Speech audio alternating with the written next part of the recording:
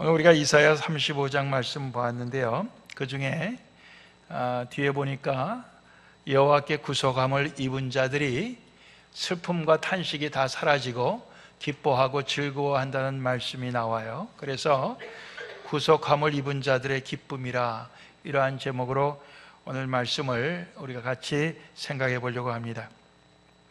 오늘 이 이사야 35장 말씀은 참 굉장히 하나님으로부터 축복받는 장면으로 가득 차 있어요. 처음부터 끝까지.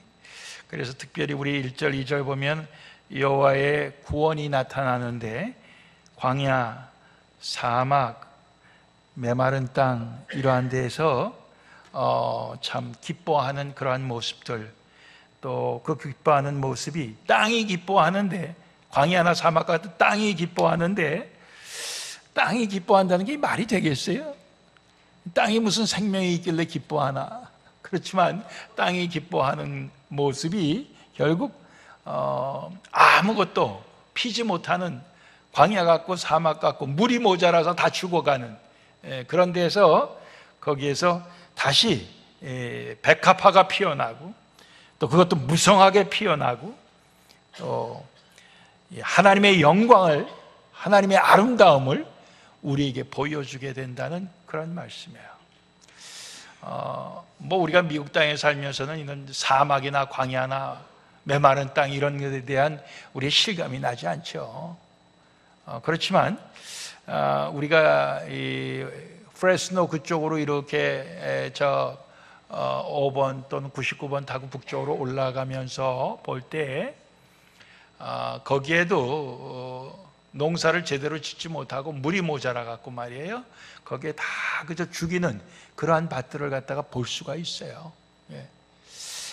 그런데 오늘 여기에는 그 정반대에 모든 것이 다시 살아나고 다시 피어나는 거기에 그 기쁨을 말씀하고 있는데, 이것이 하나님의 영광이, 하나님의 광채가 우리에게 다시금 주어지는, 즉 하나님의 구원이 우리에게 주어지는 그 약속의 말씀을 얘기하고 있는데요.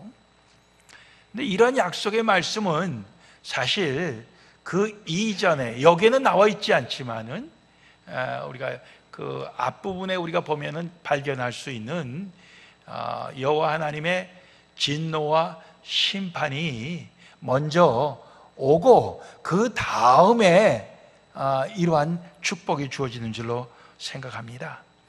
그래서 제가 한번 그 앞부분을 쭉 찾아보니까 이사야 24장에 여호와의 심판의 모습이 나오는데, 이사야 24장 1절부터 보면 여호와께서 땅을 공허하게 하시며 황무하게 하시며 뒤집어 엎으시고 그 거민을 흩으시리니, 그러니까 좋았던 땅인데, 가나안 복지의 땅인데, 젖과 꿀이 흐르는 기름진 땅이었는데 하나님께서 그것을 갖다가 다 황무지로 만드시고 뒤집어 엎으시고, 그러다 보니까 사람들이 살 수가 없어요.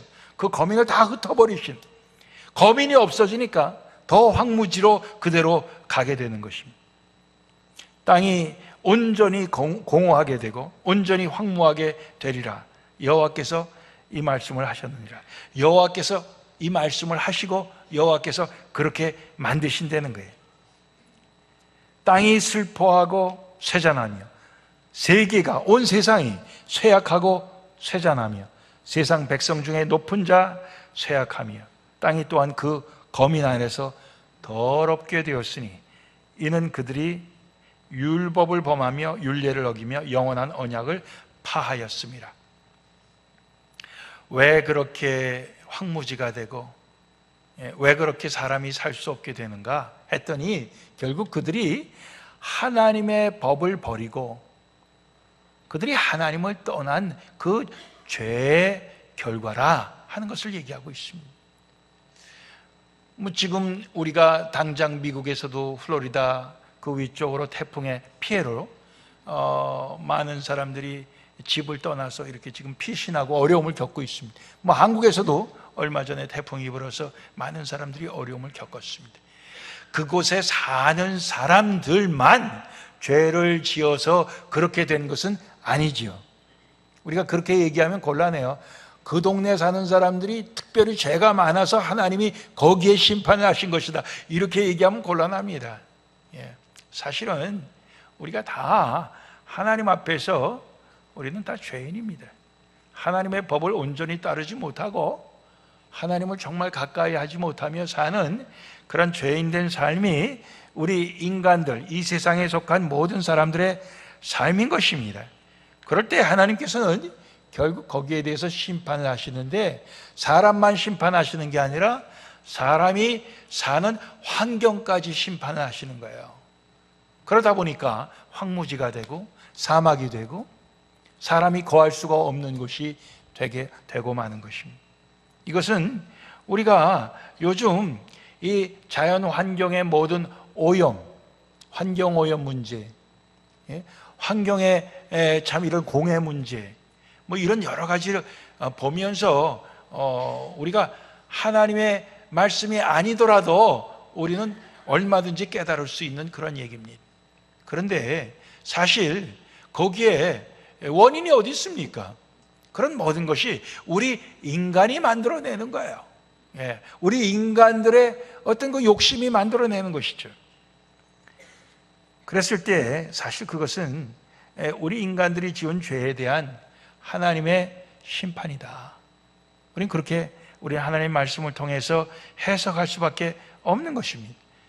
그럼에도 불구하고 오늘 이사야 35장 말씀에서는 여호와께서 그런 가운데서도 사막을, 광야를 변화시켜서 거기에 백합화가 피고 거기에 모든 것이 다시 무성하게 피어나게 하고, 그래서 하나님의 영광을 나타내 보일 것이다, 이렇게 약속하고 계신 것입니다.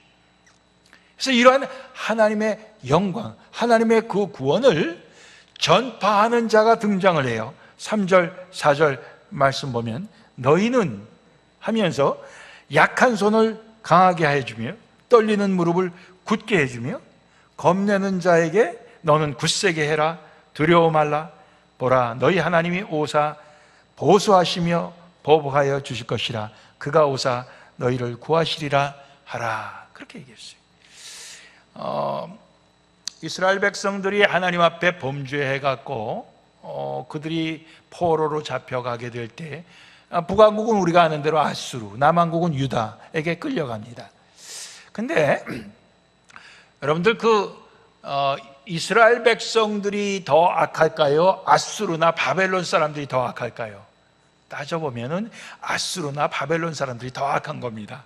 근데 하나님께서 자기가 택한 백성을 바로 잡으시기 위하여 더 악하지만은 아수르나 바벨론 같은 다른 나라들을 하나님의 심판의 도구로 사용하시는 거예요.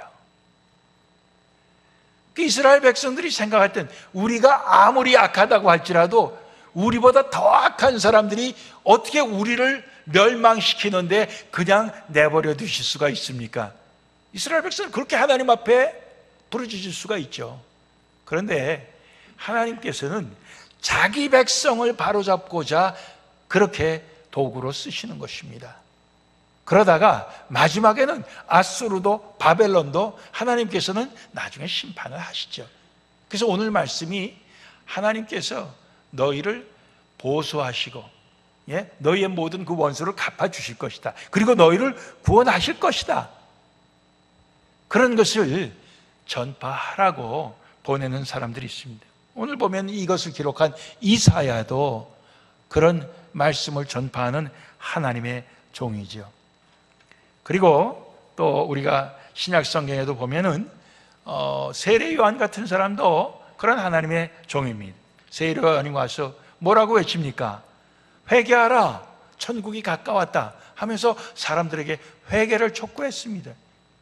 그랬을 때 회개하겠습니다 하고 온 사람들은 요단강에서 세례 요한이 그렇게 세례를 주면서 하나님의 참 그 구원의 그 복음을 전파하게 되는데, 그러다가 세례 요한이 결국 옥에 갇히게 됩니다. 하나님의 종으로 의를 부르짖다가 결국은 억울하게 옥에 갇히게 되는데, 옥에 갇혀서 그가 기대하기는 예수님이 하나님이 보내신 그 그리스도가 맞다면은 자기를 구해줄 것으로 그렇게 기대했던 것 같아요. 그래서 하루는 자기의 제자들을 예수님에게로 보냅니다. 보내갖고 오실 그이가 당신입니까? 아니면 우리가 다른 사람을 기다려야 합니까? 이런 질문을 하게 됩니다. 그때 예수님께서 뭐라고 대답하십니까? 너희가 가서 듣고 보는 것을 요한에게 고하되 소경이 보며 안진뱅이가 걸으며 문둥이가 깨끗함을 받으며 귀머거리가 들으며 죽은 자가 살아나며 가난한 자에게 복음이 전파된다고 가서 말해라. 누구든지 나를 인해 실족하지 아니하는 자는 복이 있도다. 나 때문에 넘어지지 아니하는 자, 나 때문에 시험에 들지 아니하고, 나 때문에 아이고 괜히 저 예수를 믿었네, 그러지 아니하는, 끝까지 나를 붙드는 자는 실족하지 아니하다, 복이 있다, 그런 말씀을 하셨습니다. 근데 바로 이 말씀이 오늘 우리 이사야 35장 5절 6절에 나오는 말씀이에요. 그때 소경의 눈이 밝을 것이며 귀머거리의 귀가 열릴 것이며 그때 저는 자는 사슴같이 뛸 것이며 벙어리의 혀는 노래하리니 이는 광야에서 물이 솟겠고 사막에서 시내가 흐를 것임이라. 뜨거운 사막이 변하여 못이 될 것이며 메마른 땅이 변하여 원천이 될 것이며 실황에 눕던 곳에 풀과 갈대와 부들이 날 것이며, 이런 이 오늘 이사야 35장에 나오는 이 예언의 말씀이 사실은 세례 요한의 질문에 대한 예수님의 대답 속에서 바로 예수님으로 말미암아 이 예언이 성취되었다는 것을 예수님께서 선포하신 것입니다. 그러니까 예수님께서 바로 여호와가 이사야를 통해서 예언하신 그 말씀, 그 구원의 그 선포의 바로 핵심 주인공이 되시고 그 구원의 내용이 되신다는 것을 예수님께서 그것을 선포하신, 그것을 인정하신 거예요. 우리는 예수님을 우리의 구주로 믿습니다. 하나님이 보내신 그리스도, 우리의 구세주로 믿습니다. 믿는데 그 예수 그리스도가 바로 하나님의 그 구원의 영광을 드러내실 분으로 오늘 이사야 35장과 연관시켜서 보면은 바로 그 주인공으로 우리가 믿는 것이에요. 세례 요한이 자기의 그 감옥 속에 갇혀 있는 가운데서 자기의 앞날에 대한 그 불안 때문에 예수님이 정말 그리스도입니까? 당신이 맞습니까? 아닙니까? 이러한 의심과 질문을 하게 되었지만은 예수님은 바로 자신이 그 그리스도가 틀림없다는 것을 말씀을 다시 한번 해주신 것이 바로 그 내용입니다. 그런데 오늘 우리가 본 말씀 제일 뒷부분의 8절부터 10절까지의 말씀은 사실은 거기에서 좀 더 나아갑니다. 좀 더 나아가서 여호와께서 우리 인간들을, 이 세상을 구원하시는 그 내용이 사실 예수님이 이 땅에 오셔서 소경을 눈을 뜨게 해주시고 귀신 들린 자의 그 귀신을 쫓아내주시고 저는 자를 갖다가 막 뛰어 걷게 하시고 이런 것으로 끝나게 하신 것이 아니라 오늘 8절부터 10절까지의 말씀은 우리를 구속해 주셨다는 말씀이 계속해서 나오고 있어요. 이 구속했다고 하는 것은 죄를 속해 주었다. 죄를 속해 주었다고 할 때 이 죄를 속한다고 하는 것은 물어준다, 그런 의미가 있어요. 우리가 이제 그 룻기를 보면은요, 그 룻의 그 시집이 뭡니까? 베들레헴 동네에서 살다가 살기가 어려워서 자기의 땅이나 모든 집이나 이런 걸 다 팔고 결국 모압 땅으로 이주를 합니다. 그 모압 땅에 이주해 갖고 살다가 거기에서 남자들은 다 죽어버려요. 그래서 결국 나오미 시어머니하고 그 다음에 두 며느리하고 결국은 세 사람이 다 과부가 돼갖고 같이 살다가 결국은 뭡니까? 이 큰 며느리는 그 동네에 남고 자기 고향 땅에 남고 그 다음에 이 루시라고 하는 며느리는 시어머니 따라서 다시 베들레헴으로 가지 않습니까?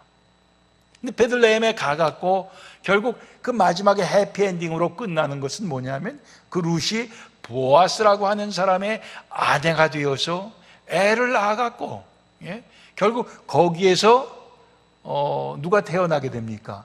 예수 그리스도가 태어나게 되는 거거든요. 이제 그런 축복이 거기에 주어지는데 그 보아스가 결국은 뭡니까? 이 룻의 시집이 그 다 잃어버렸던 그 땅을 갖다가 그가 물러주게 되는 것입니다. 자기가 돈을 치르고 그것을 다시 사줘요. 그래서 그 집안이 회복되고 결국 대가 끊어질 것을 갖다가 결국 그 룻을 자기 안으로 맞아들여서 애를 낳아갖고 결국 그 대를 이어주는 그러한 장면이 나오지 않습니까? 근데 이 장면이 사실 어떻게 보면은 이게 구속해준다, 물어준다, 그런 의미가 거기에 있는 것입니다. 그래서 우리가 참 우리의 죄로 말미암아 우리가 이 세상에서 그 죄에 우리가 사로잡혀 갖고 우리가 어찌할 수 없는 이 땅의 그 고통을 살아가고 이 땅의 슬픔을 살아가는데 그 속에서 예수님께서는 오셔서 그의 생명값으로 그의 피값으로 우리를 갖다가 사갖고 우리를 갖다가 전부 다 우리를 꺼내주시는 거예요. 우리를 해방시켜 주시고 우리를 자유케 해주시고 우리를 구원해 주시는 그것이 오늘 여기에 계속 반복해서 8절, 9절, 10절에 나오는 구속, 속량 이런 의미가 바로 그런 것입니다. 그러면서 그러한 구속을 입은 자들이 결국은 이제는 다른 사람들은 가지 못하는 거룩한 길을 가게 돼 있고 다른 사람들은 결코 그 길을 범하지 못할 것이라. 거기는 사자도 없고 사나운 짐승도 없고 오직 구속함을 얻은 자만 갈 수 있는 그러한 길을 가게 할 것이다. 그리고 여호와의 속량함을 얻은 자들이 돌아온다. 다시금 돌아온다.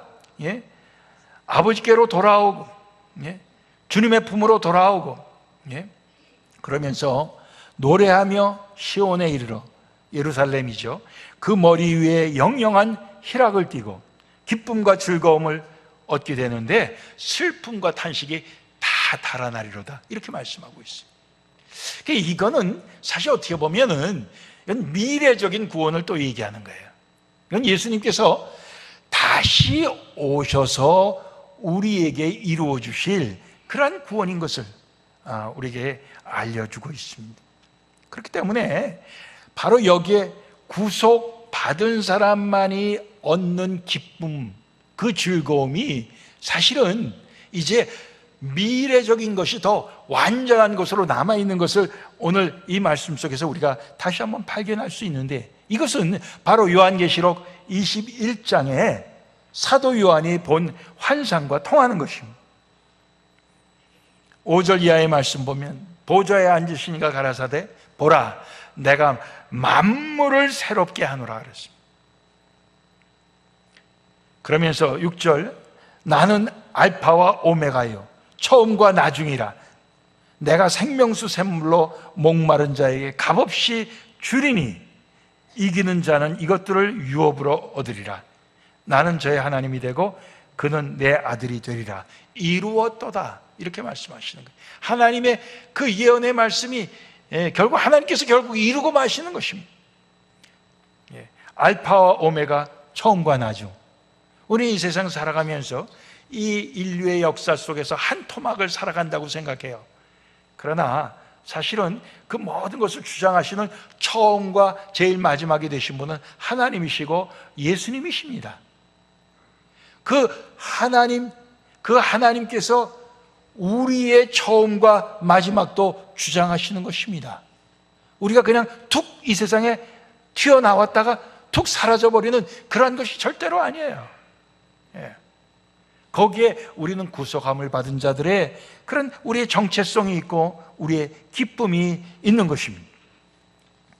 그런데 이것이 구속함을 받은 자 즉 주님의 그 모든 우리에게 베푸시는 그런 놀라운 그 구원의 축복과 그 복음 안에 담긴 이 축복을 받아들이지 아니하고 그것을 그냥 끝까지 거부하고 끝까지 외면한 사람들이 있어요. 근데 그런 사람들은 어떻게 되느냐? 오늘 8절 말씀 보니까 그러나 두려워하는 자들, 영어 성경에는 비겁한 사람들 이렇게 돼 있어요. 믿지 아니하는 사람들, 흉악한 사람들, 살인자들, 행음자들, 술객들, 우상 숭배자들, 모든 거짓말하는 자들, 그들은 불과 유황으로 타는 못에 참여하리니, 불못에, 유황 불못에 그들은 들어가게 되는데 이것이 둘째 사망이라 이렇게 얘기하고 있습니다. 구속함을 받은 자와 구속함을 받지 못하는 자가 갈라지는 모습을 말씀하고 있으면서 그 구속함을 받지 못한 자는 둘째 사망이라고 되어 있어요. 그러면 구속함을 받은 자들은 둘째 사망이 아니고 둘째 생명이라고 생각합니다. 그게 사실은 영원한 생명 같은 뜻이겠죠. 그래서 다시 요한계시록 21장 앞부분 3절 4절로 가면 내가 들으니 보좌에서 큰 음성이 나서 가로되 보라 하나님의 장막이 사람들과 함께 있음에 하나님이 저희와 함께 거하시리니 저희는 하나님의 백성이 되고 하나님은 친히 저희와 함께 계셔서 모든 눈물을 그 눈에서 씻기심에 다시 사망이 없고 애통하는 것이나 곡하는 것이나 아픈 것이 다시 있지 아니하리니 처음 것들이 다 지나갔습니다. 처음 것들이 다 지나갔다는 얘기가 바로 오늘 5절에 나오는 내가 만물을 새롭게 하노라 하는 말씀하고 통하는 거 아닙니까? 예? 처음 것들이 다 지나가고 결국 사막도 지나가고 광야도 지나가고 예? 세상의 모든 슬픔과 탄식이 다 지나가고 이제는 눈물도 없고 애통하고 곡하는 것도 없고 심지어는 죽음마저 없는 영원한 생명만 있겠다 하는 것이 주님의 약속입니다. 다 이루었도다. 주님께서 그렇게 말씀하실 때 우리가 거기에 참여할 줄로 믿습니다. 이게 우리에게 남아있는 참 하나님의 구원이고 남아있는 회복이에요. 그러나 그것이 이루어지기 전까지 우리는 예수 그리스도의 구속함을 받은 자로 이 땅에 살아가지만은 여전히 우리에게는 이 땅에서 우리가 참 완전하지 못한 이 세상의 불의한 것, 부조리한 것, 모든 고통과 슬픔, 그것을 우리는 경험하지 않을 수가 없어요. 그렇다고 해서 우리는 예수를 믿는 것에 대해서 우리는 낙심하거나 포기하거나 우리는 절망하면은 안 된다는 것이 오늘 세례 요한을 통해서 주님께서 주시는 말씀이에요. 우리가 다른 일을 기다려야 합니까? 아니에요. 우리에게는 예수 그리스도밖에 없어요. 예수 그리스도밖에 없어요. 예. 나로 말미암아 실족하지 아니하는 자는 복이 있도다. 우리는 끝까지 그 말씀을 붙들어야 돼. 세례 요한이 왜 거기에 대해서 질문을 했을까요? 주님이 그리스도시거든 내가 이렇게 억울하게 주님의 말씀을 외치다가 감옥에 갇혀서 이렇게 해갖고 내가 죽음으로 끝나는 그러한 것을 가만 내버려 두실 그러한 주님이 아니신데 어떻게 이대로 나를 내버려 두십니까? 그런 생각이 아니었겠어요? 오늘 우리가 예수를 믿으면서도 그런 생각을 많이 할 수가 있어요. 예수님이 정말 우리의 구세주이시거든 왜 제가 이러한 고생을 해야 됩니까? 왜 제가 이렇게 억울해야 됩니까? 왜 이러한 어려움을 내가 당해야 됩니까? 그런 생각이 우리가 든단 말이죠. 그러나 그럼에도 불구하고 우리에게는 우리를 구원하신 예수 그리스도가 이제 마지막 온전한 구원을 우리에게 주실 때가 있다는 거예요. 그게 둘째 생명이라는 거예요. 우리가 그것을 바라보면서, 그것을 믿으면서 우리는 낙심하지 아니하고 나약해지지 아니하고, 예? 비겁해지지 아니하고, 우리는 끝까지 믿음을 지켜서 이기는 자가 돼야 돼요. 이기는 자가 돼야 됩니다. 승리하는 자가 돼야 돼요. 그래서 승리하려면은 결국 어떻게 해야 되냐? 주님 말씀처럼 결국 예수 안에서 우리는 승리할 수밖에 없다는 것을 우리는 전파해야 됩니다. 오늘 본문 말씀 3절 4절로 다시 가면은 너희는 약한 손을 강하게 하여 주며 떨리는 무릎을 굳게 하여 주며 겁내는 자에게 이르기를 너는 굳세게 해라. 두려워 말라. 보라 너희 하나님이 오사 보수해 주신다. 보복해 주신다. 다 갚아 주신다. 너희를 구해 주신다. 그렇게 가서 외쳐라. 그렇게 말씀하십니다. 오늘 우리가 정말 교회 안에서 구속함을 받은 자들의 기쁨을 우리끼리 누리면서 우리가 정말 그 기쁨 속에서 화목하고 그 기쁨 속에서 우리가 서로 섬기고 서로 사랑하고 또 우리가 이 성전 문 밖을 나갔을 때는 이 세상 향해 가면서 우리는 결국 약한 자를 우리는 강하게 해주고 떨리는 자를 굳게 해주고 겁내는 자를 굳세게 해주는 주님께서 우리에게 원하시는 그 사명을 감당해야 되는 것입니다. 세례요한처럼 정말 주님이 계시긴 하는 건가? 정말 저분이, 저 예수가 그리스도가 맞는가? 계속해서 의심하고 의심 속에서 우리가 모든 힘이 다 빠져버리고 의심 속에서 우리가 정말 나약해질 대로 나약해져서 세상에서 사람들에게 아무것도 해줄 수가 없는, 예? 우리 늘 얘기하는 대로 우리는 세상에 빛이 되게 해주시옵소서, 소금이 되게 해주시옵소서.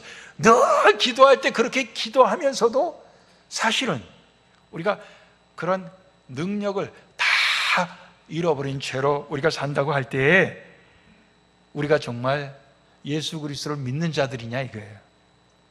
구속함을 받은 자들이냐 이거예요. 아니잖아요. 우리는 다시 한번 예수님을 결국 우리에게 구속자로 주셔서 하나님께서는 그 옛날 모든 약속하신 그 축복을 우리의 죄 가운데서 구속하시고 심지어는 사막과 광야에서도 우리를 구속하시고 세상의 모든 연약함 속에서 우리를 구속하실 그 예수 그리스도를 우리에게 구속자로 우리의 주님으로 주셨다는 것을 우리는 날마다 믿어 의심치 아니하고 그것을 우리가 간증하면서 사는 그 우리 하나님의 백성들이 되기를 소원합니다. 정말 구속함을 받았습니까? 예수님이 우리의 구속자가 맞습니까? 여기에 대해서 우리는 아멘 할 수 있어야 돼요. 예?